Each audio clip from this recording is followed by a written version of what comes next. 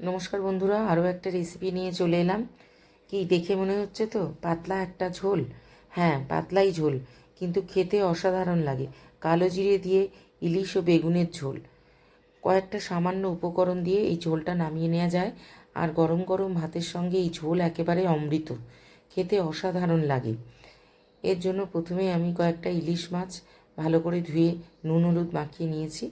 এবার কড়াইতে তেল দিয়ে দিলাম, দিয়ে ওই নুন হলুদ মাখানো ইলিশ মাছগুলো দিয়ে দেব। কিন্তু ইলিশ মাছগুলো খুব বেশি ভাজবো না, কড়া করে তো ভাজবই না, শুধু জাস্ট এপিট ওপিট সটে করে নেব। আর ইলিশ মাছটা যখন ভাজবো তখনই একটু মোটা করে কেটে রেখেছি বেগুন, সেই বেগুনের টুকরো দিয়ে দেবো। আর কোনো আনাজ কিন্তু এতে আমি দেব না, কয়েকটা শুধু বেগুনই দিয়েছি, তাও অল্পই বেগুন দিয়েছি। এবার ইলিশ মাছগুলো একটু জাস্ট এপিট ওপিট অল্প করে ভেজে নেব। কাঁচা ইলিশ দিয়েও এটা করা যায়। আর বেগুনটাও তাই এপিট ওপিট ভেজে নেবো একটু, জাস্ট অল্প করে, খুব বেশি কিন্তু নয়।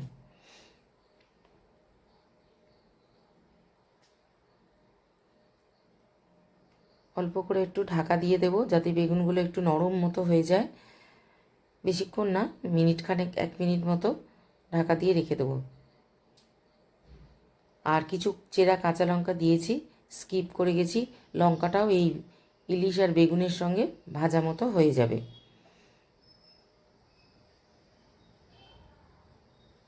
আর এতে দেওয়ার জন্য আমি একটা টমেটো, 3-4টে কাঁচা লঙ্কা দিয়ে আলাদা বেটে রেখেছি, যেটা ব্যবহার করব।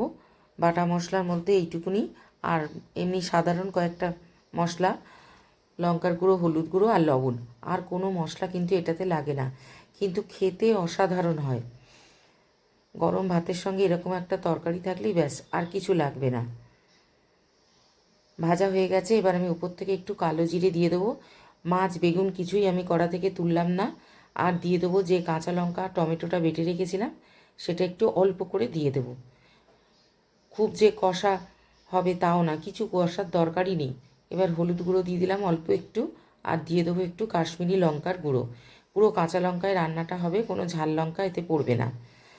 ব্যাস, এগুলো দিয়ে দিয়েছি, কোনো নাড়াচাড়ারও দরকার নেই। ওপর থেকে জল দিয়ে মাছ আর বেগুনটা ঢাকা দিয়ে সিদ্ধ করে নেব। ব্যাস, ঢাকা দিয়ে সিদ্ধ করে নিলেই কিন্তু আমার এই বেগুন ইলিশের পাতলা ঝোল তৈরি হয়ে যাবে।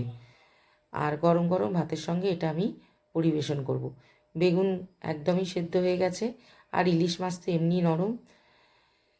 দেখতে এরকম পাতলা হলে কী হবে, খেলে বুঝতে পারবেন যে এটা কতটা টেস্টফুল খেতে হয়।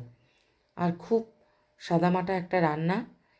এমনিতেই ইলিশ মাছ যেমন খুশি রান্না করলেই ভালো খেতে লাগে। যারা ইলিশ মাছ খেতে পছন্দ করেন তারা সেটা জানেননি। ব্যাস, তৈরি হয়ে গেল ইলিশের বেগুন দিয়ে তেল ঝোল।